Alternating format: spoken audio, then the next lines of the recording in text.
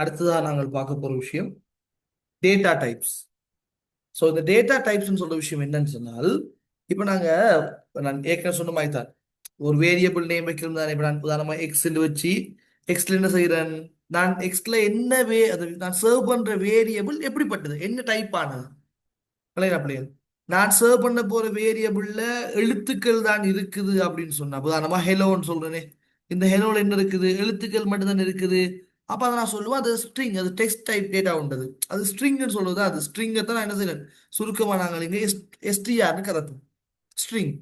அப்ப நாங்கள் ஒரு வேரியபிள் அங்கே எக்ஸ் எடுத்திருக்கிறோம், அந்த எக்ஸ் வேரியபிள்ல ஸ்டோர் பண்ற பெருமானம் எழுத்துக்களாக இருந்தால் நான் அதை ஸ்ட்ரிங் என்று கருதுவேன். இப்ப எப்படி கேட்கப்படாதீங்க, நீ பாருங்க. உதாரணமா டபுள் கொட்டேஷன் போட்டு அதுக்குள்ள உதாரணமா ஹெலோண்டு போட்டு டூ என்று போடுறேன். இப்ப இதுவும் என்ன, இதுவும் ஸ்ட்ரிங் தான். எழுத்து இலக்கம் எல்லாம் மிக்ஸ்ட் ஆகி வந்தா நான் ஸ்ட்ரிங் தான் கதைக்க போறேன். அப்ப ஒரு டேட்டா டைப், அதாவது ஒரு வேரியபிள்ல ஸ்டோர் ஆகிற விஷயம் ஸ்ட்ரிங் ஆக இருந்தால் நாங்க அது டபுள் கொட்டேஷன் போடுவோம், இரட்டை மேற்கோள் போடுவோம்.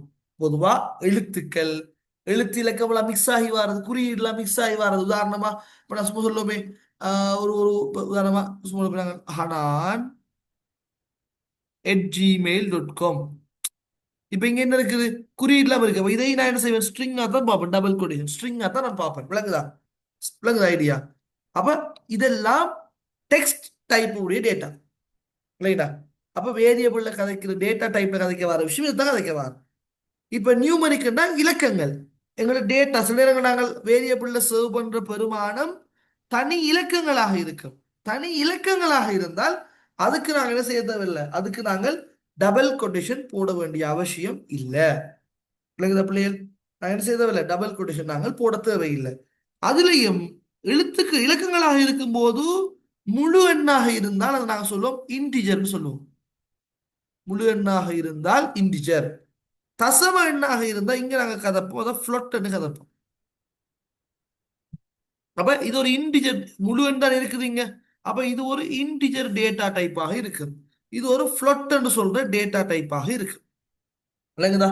நாங்க ஒரு வேரியபிள்ல சர்வ் பண்ற பெருமானம் இலக்கங்கள் எழுத்துக்களாக இருந்தால் நாங்கள் ஸ்ட்ரிங் கதைச்சோம். இலக்கங்களாக இருக்கும்போது நாங்கள் என்ன செய்யறோம், ஸ்ட்ரிங் இன்டிஜர்னு சொல்லியோ ஃப்ளொட்னு சொல்லியோ கதைக்கிறோம். இங்க எங்களுக்கு என்ன செய்யாது, இந்த கம்ப்ளெக்ஸ் என்று சொல்ற இந்த டேட்டா டைப் நாங்கள் யூஸ் பண்ண மாட்டோம்.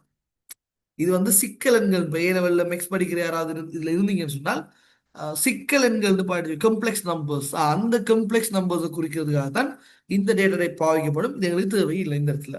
சரியா பிள்ளைகள்? ரைட். அடுத்தது இன்னொன்று இருக்குது, சீக்வன்ஸ் டைப் ஒன்று இருக்குது.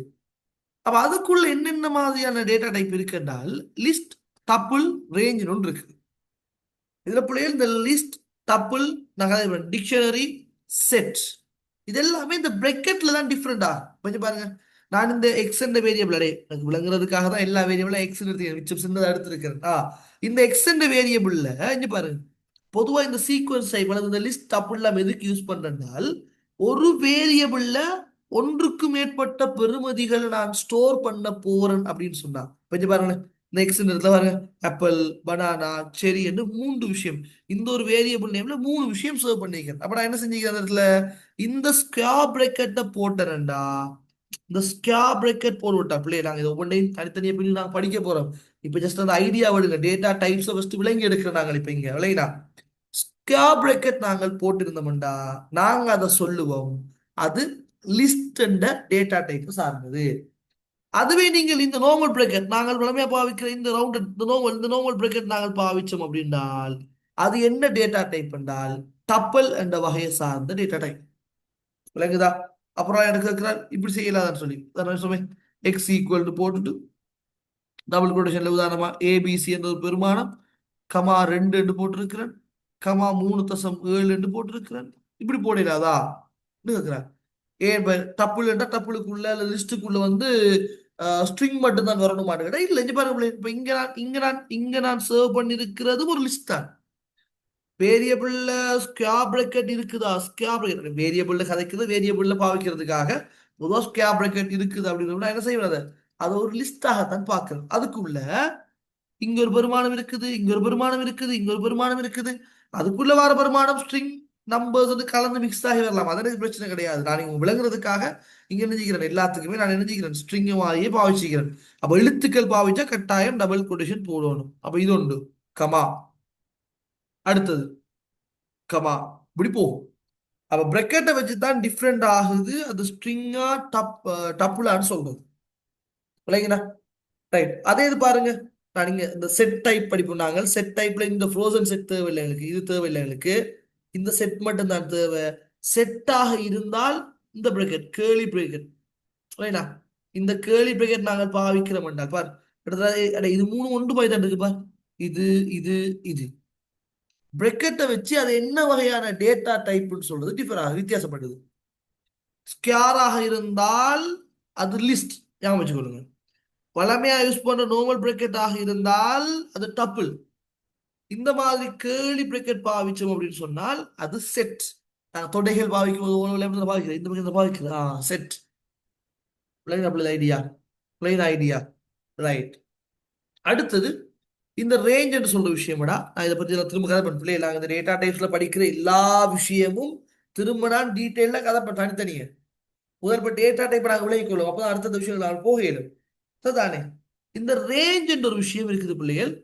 அப்ப நான் ஒரு வேரியபிள்ல இப்படி ரேஞ்ச் என்று போட்டுட்டு, வேரியபிள்ல இப்படி ரேஞ்ச் என்று போட்டுட்டு இதுக்குள்ள நான் ஒரு நம்பர் கொடுக்கிறது. ஒரு நம்பரா, ரெண்டு நம்பரா, மூணு நம்பராங்களாம் பிறகு யோசிப்போம். எப்படியோ இந்த ரேஞ்ச் என்று வந்து பிரக்கெட் வந்து இதுக்குள்ள இலக்கங்கள் கொடுக்கிற இப்படி எங்கேயாவது கண்டீங்க என்றால் அது ரேஞ்ச் என்று சொல்ற டேட்டா டைப்.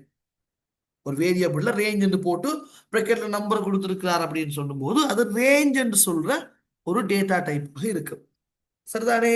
ரைட். அந்த ஐடியாவும் ஓகே. இப்ப சரியா பிள்ளை? இவ்வளவு லைட்டா, இவ்வளவு கிளியர் ஐடியா உங்களுக்கு? நான் என்ன காசு லைட்டா ஸ்ட்ரிங்கை பத்தி கதைச்சன். ஸ்ட்ரிங் வரும்போது அது எழுத்து இலக்கமெல்லாம் கலந்து மிக்ஸ் ஆகி வர அப்படி இருக்கலாம்.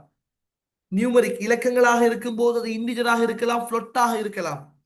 சீக்வன்ஸ் டைப், அது சீக்வன்ஸ்லாம் நீங்க பாடம் பார்க்க தேவையில்லை, ஜஸ்ட் லிஸ்ட் நிலைகள். லிஸ்டாக இருந்தால் ஸ்கேர் பிரேக்கெட், டப்புளாக இருந்தால் நோமல் பிரேக்கெட். சரிதானே? ரேஞ்ச் சொல்றது ரேஞ்ச் போட்டு வரும். செட்னு சொல்றது கேர்லி பிரேக்கெட். இந்த அடுத்து நாங்கள் பார்க்க போறோம் டிக்ஷனரி. அடுத்து நாங்கள் பார்க்க போறோம் டிக்ஷனரி. டிக்ஷனரியாக இருந்தால் எப்படி அதை நாங்கள் மதிக்கிறோம்? டிக்ஷனரி எப்படி நாங்கள் மதிக்கிறோம் என்றால், டிக்ஷனரி எப்படி நாங்கள் மதிக்கிறோம்னு சொன்னால் இந்த இருக்குது. இப்ப ஒரு வேரியபிள் நேம் நான் ஏபிசி ஒரு வேரியபிள் நேம் வைக்கிறேன் என்றால் அதுக்கும் நாங்கள் செட்டுக்கு போட்ட மாதிரி இப்படி கேர்லி பிரேக்கெட் தான் போடுவோம். போட்டுட்டு பாருங்க இந்த கீ வேல்யூ பேர் மாதிரி கொடுப்போம். இப்படி பாருங்க, இப்போ ஏதாவது ஒரு விஷயம் நான் நேம்னா அது இலக்கம் எழுத்துக்களா இருக்கிறதா நான் இப்படி போறேன், டபுள் கொட்டேஷன் போறேன், நேம் இப்படி கோலோன் போட்டு என்ன கொடுத்திருக்காரு, ஜோன் கொடுத்திருக்காரு. அப்ப இது நாங்க சொல்ற கீ வேல்யூ. முன்னுக்கு வர்றது கீ, பின்னுக்கு வர்றது வேல்யூ. அப்படி கீ வேல்யூ பேராக இது ஒரு சோடு. இப்படி கீ வேல்யூ பேராக இருந்தால் ஸ்கொயர் பிராக்கெட்டுக்குள்ள இப்படி எங்கேயாவது கண்டால் இதுதான் என்னது, டிக்ஷனரி. டிக்ட்னு சொல்ற டேட்டா டைப். விளங்கினா? டிக்ஷனரி டிக்ட்னு சொல்ற டேட்டா டைப்பாக இருக்கு. விளங்குது ஐடியா? அப்ப செட்டுக்கும் டிக்ஷனரிக்கு வித்தியாசம் விளங்குதா? ஒரே மாதிரி இருக்கும், ஆனா இது இப்படி கோலோன் போட்டு கீ வேல்யூ பேராக இருக்கும். விளங்குதா? கீ வேல்யூ பேராக இருக்கும். சதுர பிள்ளைகள். ரைட். அடுத்த டேட்டா டைப் நாங்க பார்க்க போறது இப்ப இங்க பூலியன் சொல்ற Boolean. Boolean data type. Boolean பெருமானங்கள் 0 1 தானே. 1 ட்ரூ, 0 ஃபால்ஸ். இந்த பெருமானத்தை நாங்கள் ஒரு வேரியபிள்ல சர்வ் பண்ண போறோம் அப்படின்றால் கவனம், அது பூலியன் வெளிவாக இருக்கணும் என்று சொன்னால் கேபிட்டல் டி, டி மட்டும் கேபிட்டலா இருக்கணும், ட்ரூ. நீங்க ஃபால்ஸ் என்று கொடுக்க போறீங்கனாக இருந்தால் என்னது ஃபால்ஸ், இந்த எஃப் கேபிட்டல். அப்ப ட்ரூ ஃபால்ஸ் கொடுக்கும் போது முதலாவது எழுத்து கேபிட்டலாக இருந்தால் ஒட்டோவா பைத்தன் விளங்கிக் கொள்ளும் அட என்னது இது ஒரு பூலியன் டேட்டா டைப். இப்ப நீங்க இந்த ட்ரூக்கு பதிலாக நீங்கள் இப்படி டிஆர் என்று போட்டா எரர் காட்ட ஆரம்பிக்கும். டிஆர் யூஇ என்று போட்டா எரர் காட்டும். ஏன்னா இது பூலியன் டைப் அல்ல. இது விளங்கின பிள்ளைகள், பூலியன் டைப் அல்ல. சரியா? ரைட். இந்த பைனரி டைப் உங்களுக்கு தேவையில்லை. நொன்னு சொல்ற டேட்டா டைப் பிள்ளை ஒண்ணும் இல்லை. வேரியபிள்ல நொன்னுன்ற ஒரு வேல்யூவை ஸ்டோர் பண்ணலாம், அதுல என் கேபிட்டலா இருக்கணும். நொன்னு ஒரு டேட்டா டைப் இருந்தால் என் வந்து கேபிட்டலாக இருக்கணும். இவ்வளவு விளங்கிட்டா? இவ்வளவு விளங்கிட்டா? டேட்டா டைப் சம்பந்தமாக நான் இப்ப கதைச்சிருக்கிற இந்த ஐடியா இவ்வளவு கிளியரா பிள்ளைகள்? அதாவது நான் இங்க வேரியபிள் வச்சு மட்டும் கதைக்கிறேன். நான் போக போக மற்ற விஷயங்கள் எல்லாம் அட்வான்ஸா பேசிக்கொண்டு போறேன். அந்த வேரியபிள்ல ஸ்டோர் ஆகிற பெருமானம் எப்படிப்பட்டது, என்ன வகையை சார்ந்தது? எழுத்துக்களாக இருந்தால் ஸ்ட்ரிங். இங்க இருக்கிறது வந்து இந்த ஒரு இலக்கங்களாக இருந்தால் இன்டிஜர். தசம என்ன இருந்தால் ஃப்ளோட். பிரக்கெட்டை வச்சு லிஸ்ட் அப்புள் வித்தியாசப்படுற செட் வித்தியாசப்படுறது. டிக்ஷனரி, ரேஞ்ச், பூலியன் வெளியே நீங்க அசைன் பண்ற ஒரு பெருமானமா நீங்க கொடுக்குறீங்களாக இருந்தால் வேரியபிளுக்கு கேபிட்டல் டீல கொடுக்கணும். அப்பதான் அது பூலியன் வெளிவாக எடுக்கும், ஃபோல்ஸுக்கு எடுக்கும். இந்த பைனரி டைப் எங்களுக்கு தேவையில்லை. நொன் டைப் பண்ணால் கேபிட்டல் என் போட்ட நொன் கொடுத்துட்டா அதுல ஒண்ணுமே இல்லை. நொண்டு நாங்க பெருமானம் படிப்பாங்க. நொன்னுனா ஒண்ணுமே இல்லைங்கிறது தான் அது அர்த்தம். நான் சொல்றேன் ஏன் பாவிக்கிறேன். இப்போ நாங்க போகும்போது நாங்க ஒரு கோடை எழுதும் போது அந்த இடத்துல நான் பாவிக்கிறேன். பிள்ளையர் வேரியபிள் சம்பந்தம், சாரி டேட்டா டைப் சம்பந்தமாக நான் கதைச்ச இந்த அறிமுகம் விளங்கிட்டா? ரைட்.